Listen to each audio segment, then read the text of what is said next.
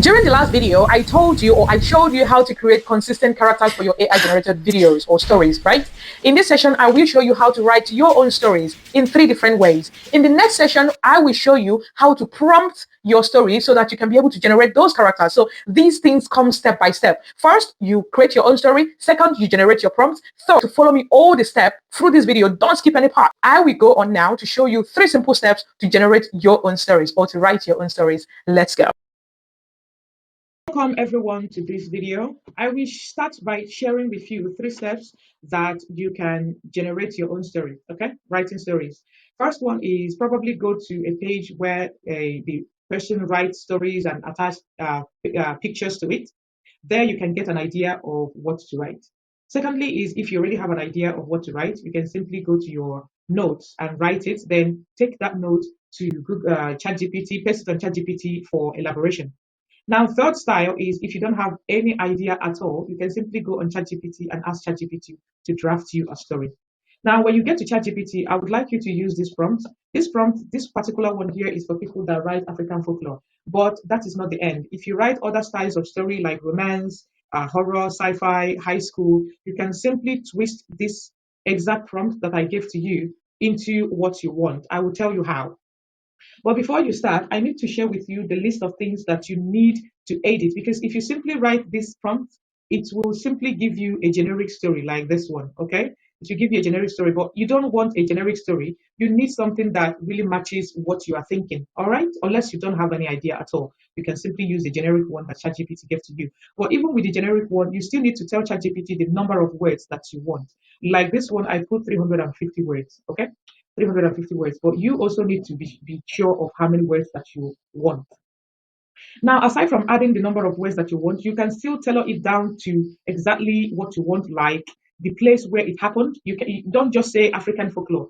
Tell it, if you say African folklore, tell it where it happened. If it is in Nigeria, Ghana, then you need to tell the name of the people that you want to use. For example, if you want to use the main characters, a man and a woman, what are their names? What are their ages? What are their maybe financial status, family background, height, complexion? These are things that you can tell ChatGPT so that it can be able to tailor it down to what you want and make it more specific. Because if you don't add them, like I said, it's going to give you something more generic.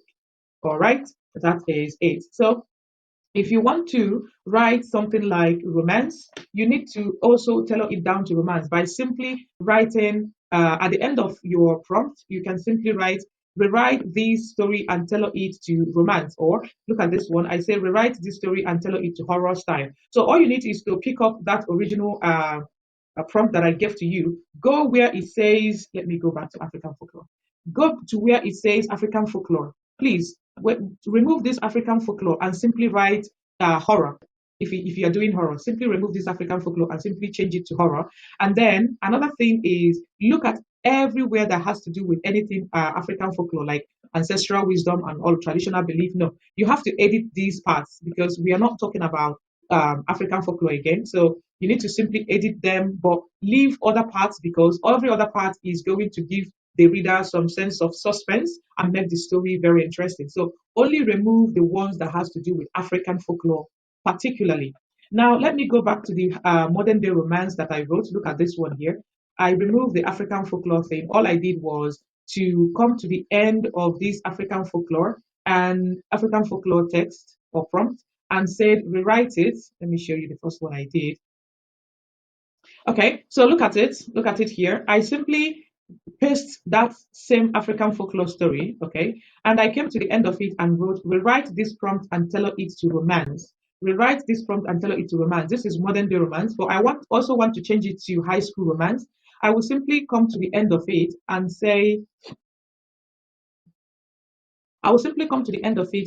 rewrite it to high school romance. So just simply come to the end of the prompt and say the type of story that you want and just add it there. So look at this one. I said rewrite and tailor it to high school romance. I am still going to paste the prompt for high school romance. I will paste the prompt for modern day romance. I will also paste the prompt for African folklore. So if any of these ones are not of your interest, then you need to come to the end of that prompt and simply say rewrite and tailor it to, for example, horror. Okay. But after you have done that, don't forget to go to the beginning of the prompt and edit it again to add the number of words that you want, for example, then where the story is set. Look at this one. I said this one in Nigeria. I said where a man called Mike, 35 years of age, not sorry. So I will also paste this one because this is the one that I edited so well that it was able to capture everything that I want about modern day romance. So if you want to edit the African folklore